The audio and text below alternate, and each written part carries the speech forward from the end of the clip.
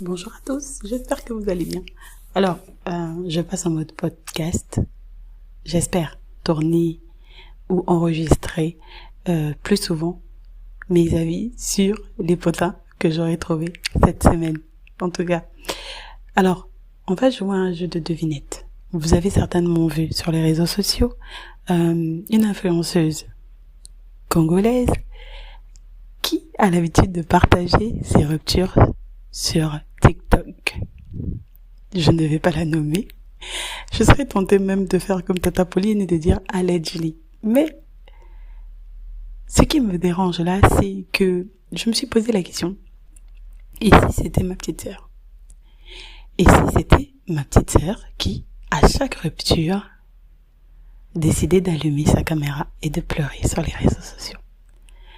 Je ne vais pas l'invectiver, je ne vais pas la pointer du doigt. Non, j'aimerais juste partager cette réflexion. Et j'ai analysé, parce que c'est quelqu'un que je regarde depuis longtemps, que je suis, qui a grandi sur Facebook à l'époque. C'est quelqu'un que j'analyse de très solaire, qui donne beaucoup et qui malheureusement ne trouve personne à sa hauteur. Alors, pourquoi elle tombe sur ce genre de mec? Pourquoi elle tombe sur des hommes qui demandent tout le temps? Après, vous allez me dire que oui, mais elle a connu des ruptures, donc c'est forcément elle le problème. Oui, peut-être que vous avez raison, et peut-être que c'est elle le problème.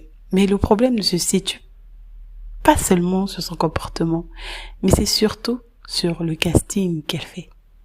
Le casting des hommes qu'elle choisit pour le plus grand rôle dans sa vie. Alors, c'est clair qu'elle aimerait être en couple. C'est clair qu'elle veut la vie de famille. Mais seulement, je pense que les hommes qu'elle choisit, ce sont des alpha princesses. Ce sont des hommes qui ont vu en elle une opportunité de briller.